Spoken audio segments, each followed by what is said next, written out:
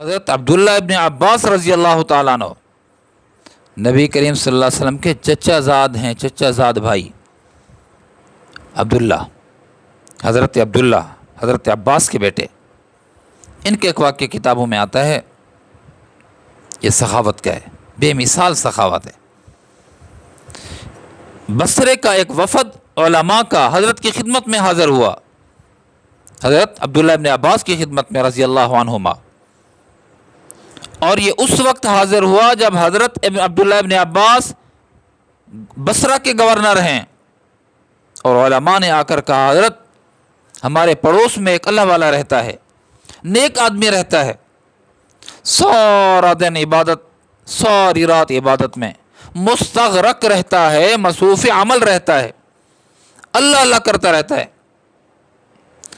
غریب ہے لیکن ہے نیک، غریب ہے لیکن ہوتا روزہ دار ہے غریب لیکن ساری رات اللہ کی عبادت میں مشغول رہتا ہے.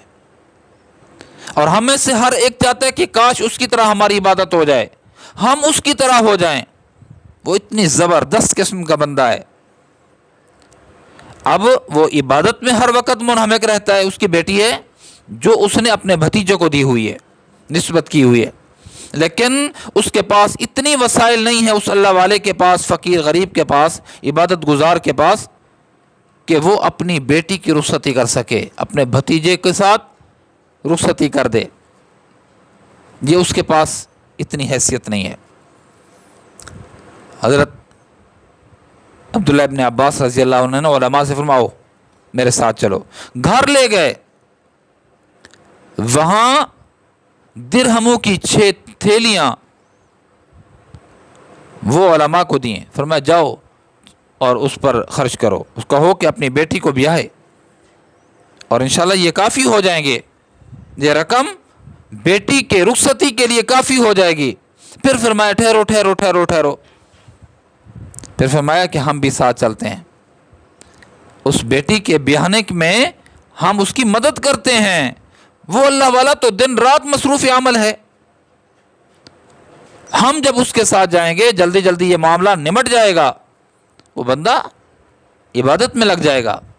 حضرت گئے اور اس کے ساتھ مل کر اس کی بیٹی کو بیاہا، مالی تعاون بھی کیا، وقت بھی دیا، اپنے آپ کو پیش بھی کیا ہے. عام آدمی نہیں ہے، نبی علیہ السلام کا چچا زاد ہے. بھائی جذبہ دیکھو، پیسے بھی دے رہے ہیں اور پھر ہم ساتھ چلتے ہیں. دنیا کی کوئی حیثیت نہیں ہے، وقت کا کوئی پتہ نہیں، اس کا وقت جو عبادت میں گزر رہا ہے وہ گزرنے دو، جلد انتظام سے فارغ ہو جائیں گے، وہ اپنی عبادت میں مشغول ہو جائے گا. کیسے لوگ ہیں، کیسے لوگ ہیں؟ وَيُوسِرُونَ عَلَىٰ أَنفُسِهِمْ وَلَوْ كَانَ بِهِمْ خَصَاصَةٌ. گھاٹا آتا ہے نا، اپنے آپ کو گھاٹا دے دیتے ہیں لیکن دوسرے کو گھاٹا نہیں دیتے. اپنے آپ کو نقصان پہنچانا ہو پہنچا دیتے ہیں، دوسرے کا نقصان نہ ہو. اپنا وقت خرچ ہوتا ہے تو خرچ کر دیتے ہیں، لیکن دوسرے کا بھلا ہو جائے، انہی کے بارے میں فرمائے وَيُوسِرُونَ عَلَىٰ أَنفُسِهِمْ وَلَوْ كَانَ بِهِمْ خَصَاصَةٌ.